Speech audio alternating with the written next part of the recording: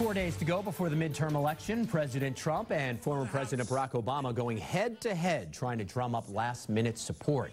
Mr. Obama headlined a rally in Florida this afternoon, while the president made a stop in West Virginia. Now, political analyst Keller was keeping an eye on both and putting their comments to the truth test. In Bellwether, Florida, where polls suggest a Democrat could win the governorship for the first time in 28 years, former President Obama brought a message of contrast with the Republicans. Look up anything I say today, because I promise you, I believe in a fact-based campaign. But while Mr. Obama accurately described the GOP tax cuts as disproportionately benefiting the wealthy, at times he took liberties with the facts, repeating a false claim that Senate GOP leader Mitch McConnell is calling for cuts in key social benefit programs. We're going to have to cut programs like Medicare and Medicaid and Social Security. Hey, don't take my word for it. Look it up. That's what he said. Actually, he called for bipartisan focus on how they contribute to the national debt. Country roads, take me home.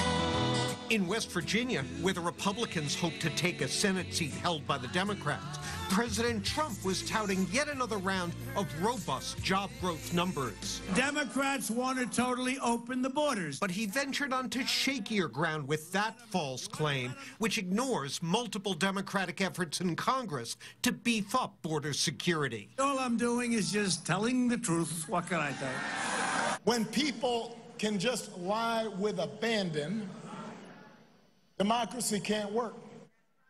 Well, the bottom line is it's up to voters to seek out the truth when so many sketchy claims are being made. And please, no nasty emails.